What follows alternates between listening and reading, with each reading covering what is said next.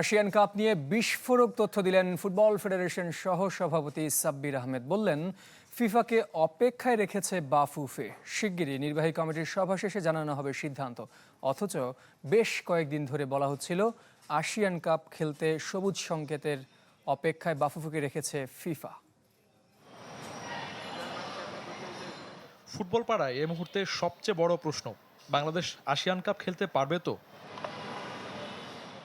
বেশ কদিন ধরে বলা হচ্ছিল ফিফার সিদ্ধান্তের অপেক্ষায় ফুটবল ফেডারেশন, কিন্তু এবার ভিন্ন তথ্য দিলেন সহসভাপতি সাব্বির আহমেদ। তার কথা অনুযায়ী বিশ্ব ফুটবলের অভিভাবক সংস্থাকে অপেক্ষায় রেখেছে বাফুফে। শিগগিরই নির্বাহী কমিটি সভা করে সিদ্ধান্ত জানানো হবে আয়োজকদের। ফিফার আপগ্রেড তো এখন আমাদের কাছে নাই, আমরা জানাবার পর তারপর আবার ফিফা আমাদেরকে করবে।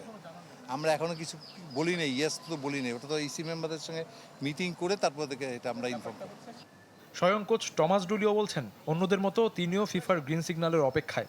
সঙ্গে পরিষ্কার করলেন আলোচিত এই আসন নিয়ে নিজের অবস্থান।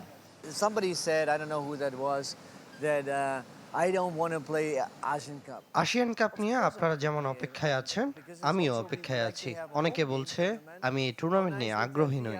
এটা সত্য নয়। মালয়েশিয়া, সিঙ্গাপুর, ইন্দোনেশিয়া ভালো প্রতিপক্ষ, তাদের সাথে খেলতে পারলে দারুণ হবে। আর ঘরের মাঠে শক্তিশালী প্রতিপক্ষের সাথে খেললেও ভালো হবে। Make them happy and prepare at the home ground to play at the home ground for the SAF. Asian cup নিয়ে আদতে কে কাকে অপেক্ষায় রেখেছে? ফিফাকে বাফুফে নাকি বাফুফেকে ফিফা? শফিউদ্দিন শাওন, চ্যানেল 24, ঢাকা।